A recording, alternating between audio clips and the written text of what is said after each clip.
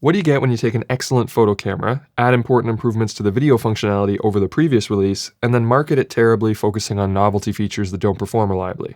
You get the Canon EOS R5, and to a lesser extent, the R6. Let's get undone. What's happening, everybody? I'm Gerald Undone, and you're now manually breathing.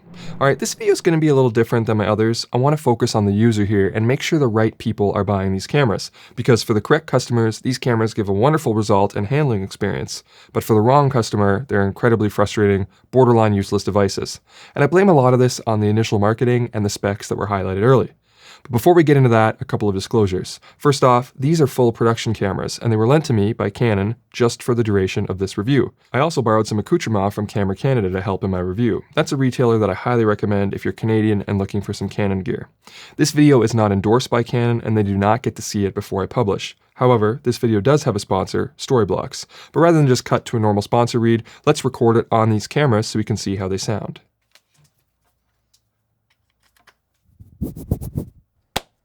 Have you ever found yourself in a situation where you could really use some footage, but shooting yourself was either budgetarily or logistically unfeasible? Well, Storyblocks has you covered with an impressive collection of stock footage covering a wide range of subjects with unlimited downloads and 4K video. They're also amply supplied with backgrounds, overlays, and After Effects templates, and the interface is easy to use and navigate, and the clips are royalty-free for both personal and commercial use, so you can use them as much as you want, wherever you want.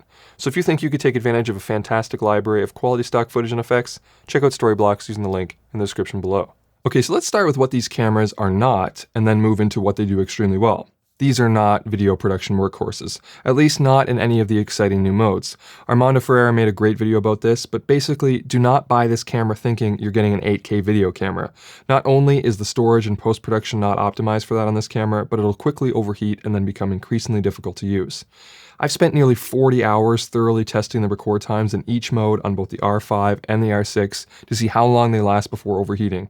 Feel free to pause the video here to examine this table, but this only tells part of the story. First off, one thing I'm quite pleased with is how accurate Canon was when they released their own overheating table. It's pretty similar to the results I got when in a similar environment to their testing. But it's also the same as when I did my tests in a 16 degrees Celsius room and when I did them in a 32 degrees Celsius outdoor environment.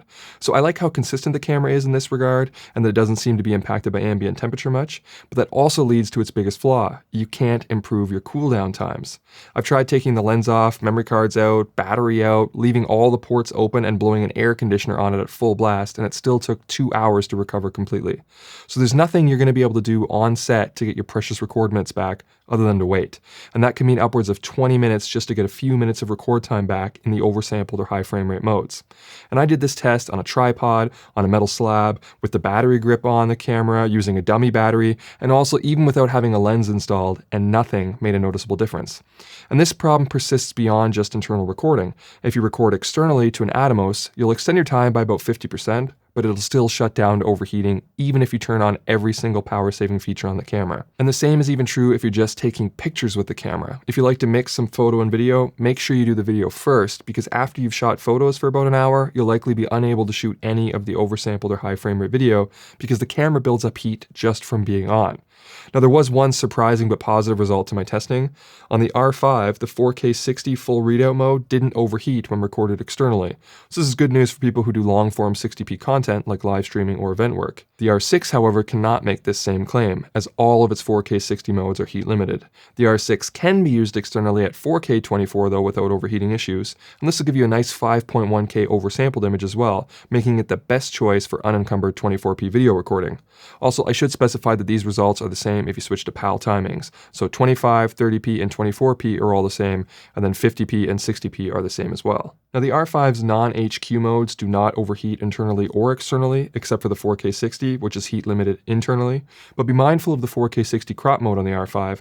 Activating the crop on the R5 takes you out of the full frame landscape mode and puts you into 5.1K oversample mode with the crop, so you get similar image fidelity to the R6, unless your record times are lowered in 4K 60 with a crop. The R5 can also do 4K 24 in that 5.1K cropped oversampled mode without overheating issues, but considering the camera costs a lot more than the R6, and to get that result you need to switch to an APS-C crop, it it seems like the worst option compared to shooting full frame externally on the R6. Also, let's talk a bit about that non-HQ line skipped option on the R5. From what I can gather, it's not truly line skipped, but it also isn't a nice pixel bin readout either. It's some new combination of the two with a very subtle AA filter. When I first read that, I thought, why would you put an AA filter on a 45 megapixel photo camera? Seems like a good way to make your photos worse right out the gate.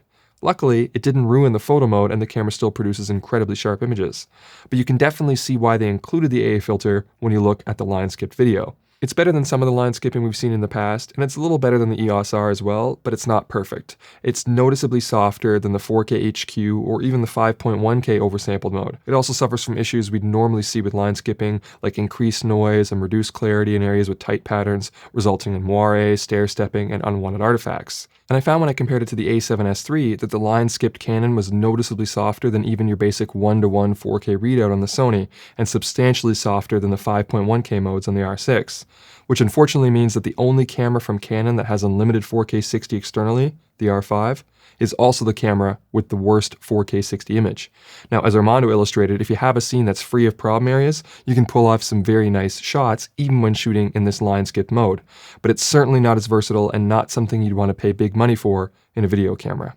Then there's also the issue of dynamic range. It's not great, but again, surprisingly consistent. In pretty much every mode on both of these cameras, the best you can get is around 11 stops, and that's only when using C-Log. This score places it below most cameras you could consider competition, the Blackmagic Pockets, Fuji X-T3 and X-T4, Sony a7 III, etc.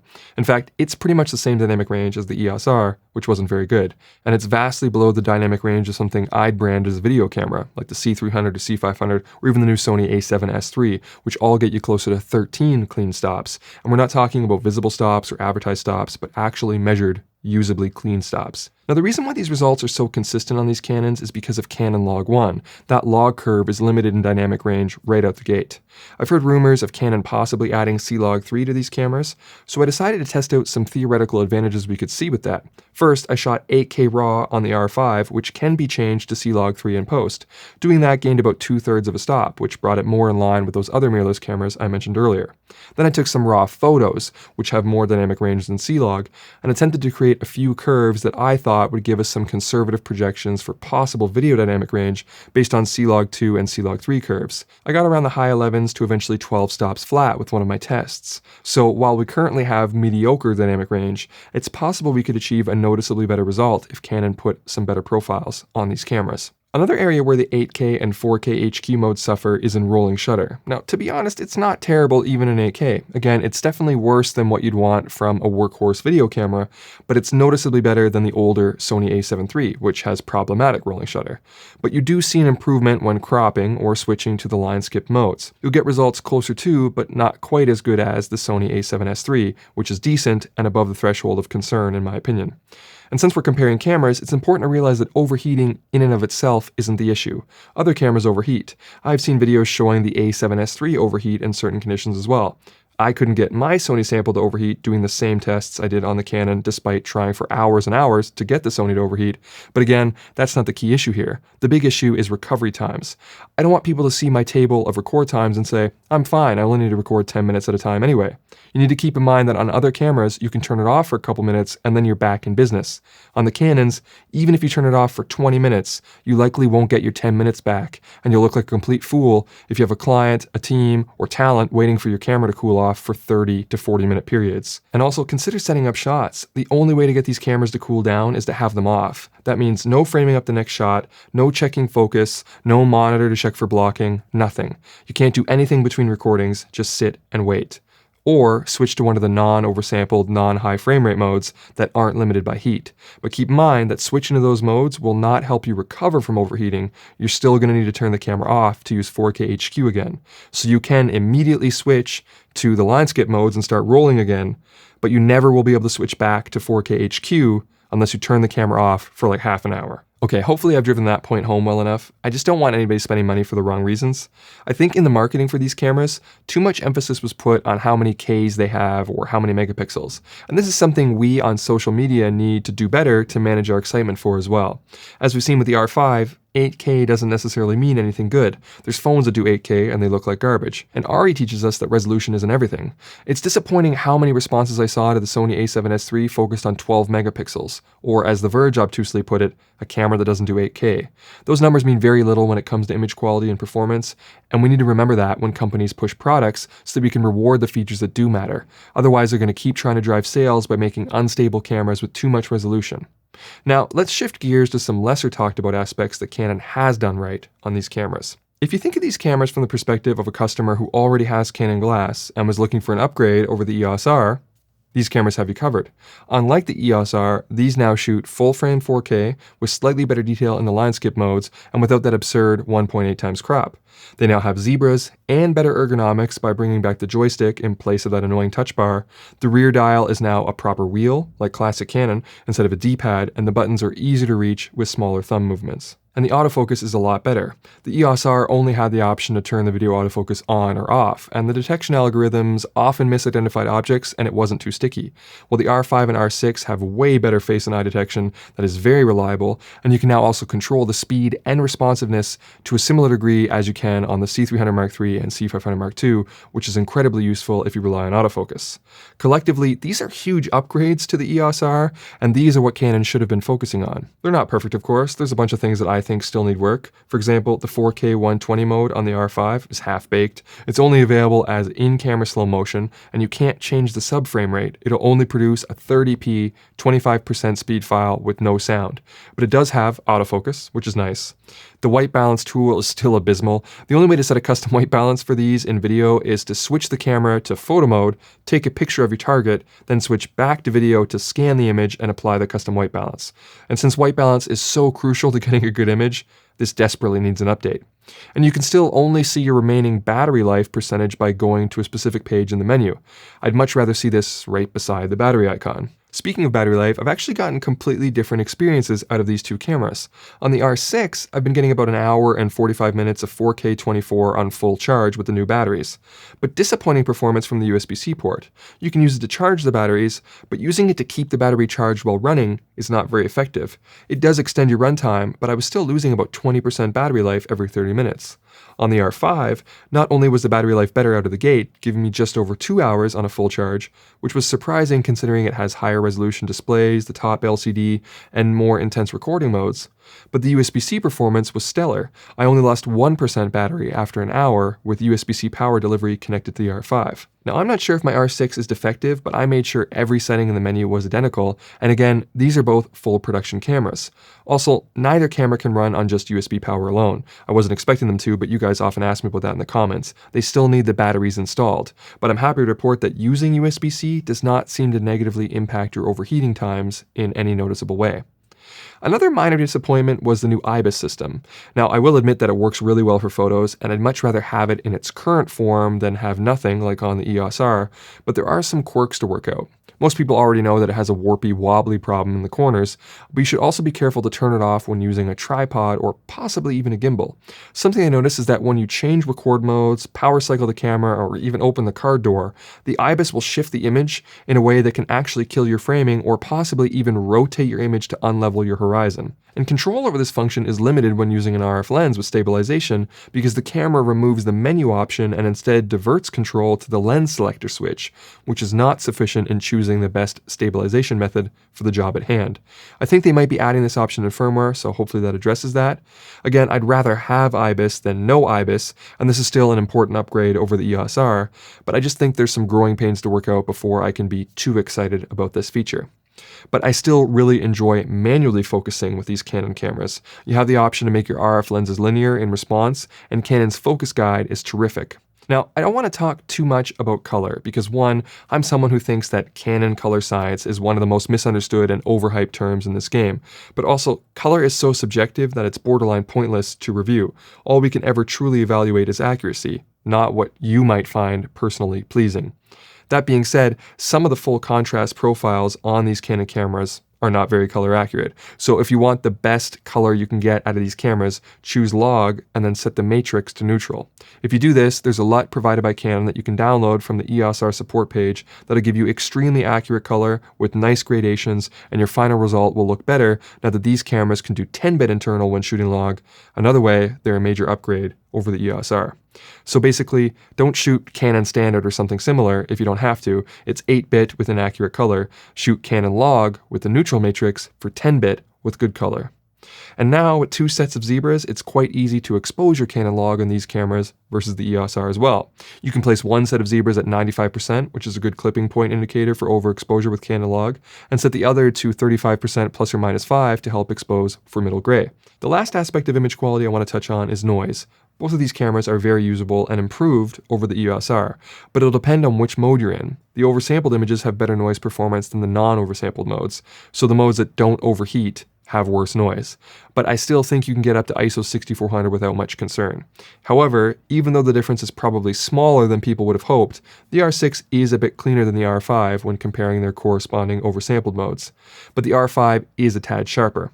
Unless you put the R5 in cropped mode, in which case it matches the R6, except for the fact that it's cropped. So I'd say the sweet spot on these cameras is that 5.1K oversampled mode, which balances a detailed image with a good signal-to-noise ratio and allowing for unlimited external recording in certain frame rates. Now I want to focus a bit more on the internal and external file acquisition. Something that might seem like an advantage over the EOS R is that these cameras now have dual card slots. And for photography, it certainly is an advantage. You can write to both cards simultaneously for backup, but you can't do this in video. You can't do it on the R5, even when recording in a mode that both cards are fast enough for, and you can't do it on the R6, even though both card slots are the same. You also can't record both internally and externally at the same time on the R6, but you can on the R5. But there are some things to be mindful of when doing this.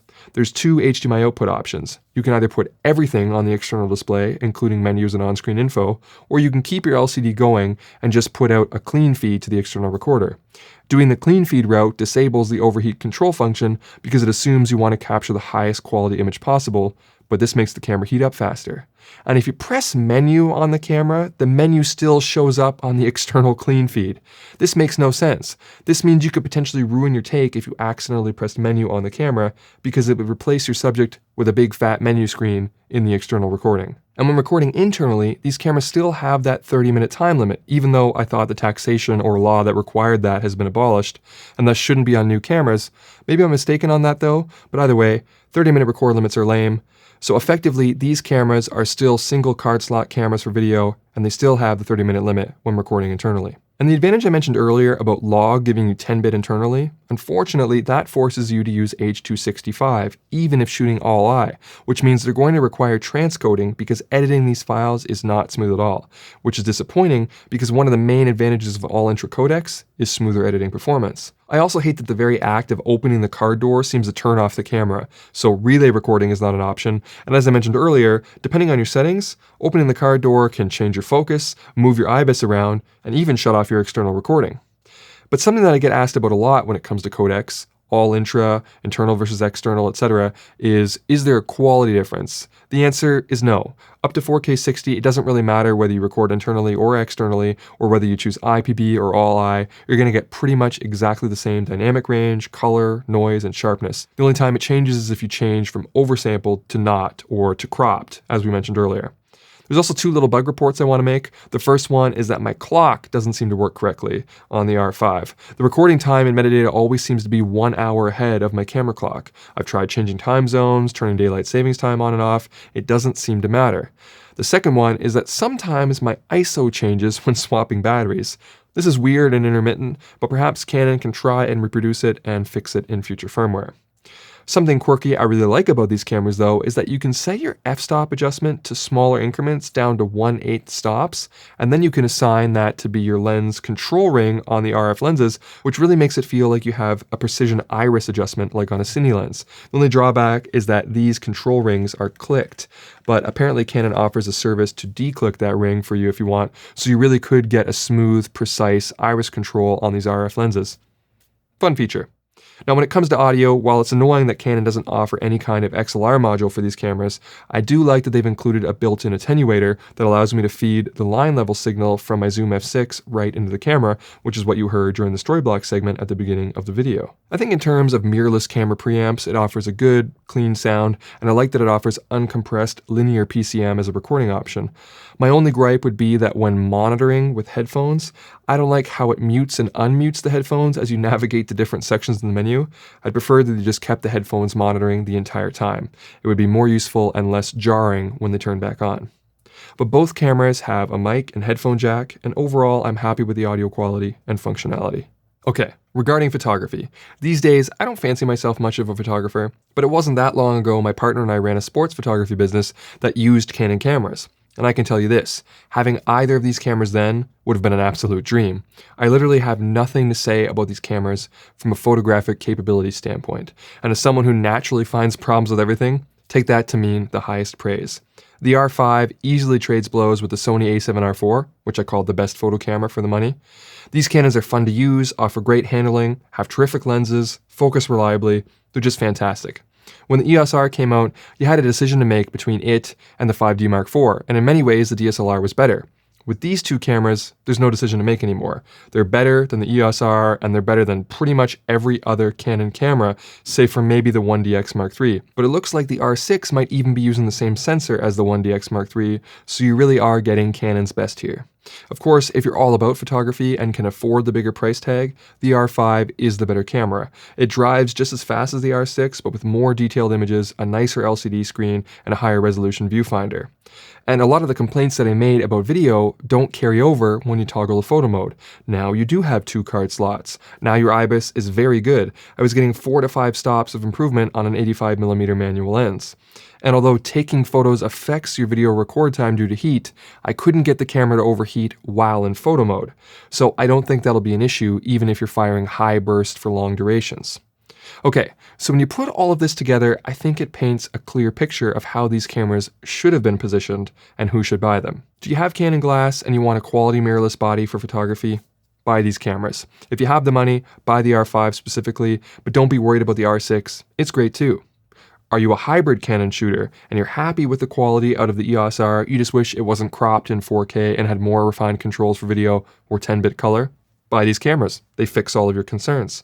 Are you mainly video focused but prefer to stick with Canon and just want a nice 24p 4K image without time or heat limitations? Get the R6 with an Atomos Ninja 5. You can record oversampled 4K up to 30 frames per second without limits. If, however, you need unlimited 4K up to 60 frames per second and still want to stick with Canon, and you don't care if the image is line skipped, get the R5 with an Atomos Ninja 5. You can record the regular 4K on that camera up to 4K 60 without limits externally. Do you need 8K? Do not buy these cameras. Do you need high quality 4K without limits at high frame rates? Do not buy these cameras. Do you need a video camera that can excel without an external recorder? Do not buy these cameras. And is dynamic range more important to you than resolution or ergonomics? Do not buy these cameras. For the last 3 points, I would recommend either a Canon cinema camera, like the C300 Mark III or C500 Mark II, or the Sony a7S III. In the end, I don't really care which brand you go with or what camera you buy as long as you're happy with it. What I do care about is you buying the wrong camera because of bad marketing, wasting your hard-earned money, and feeling stuck in a system that isn't doing what you need. And so I hope this video helps prevent that from happening to you. But that's going to be it for me. I hope you found this video entertaining, or at least helpful. And if you did, make sure to leave the old thumbs up and consider subscribing if you haven't already. But if you did not find this video helpful or entertaining, try setting the playback speed to 75%. All right, I'm done.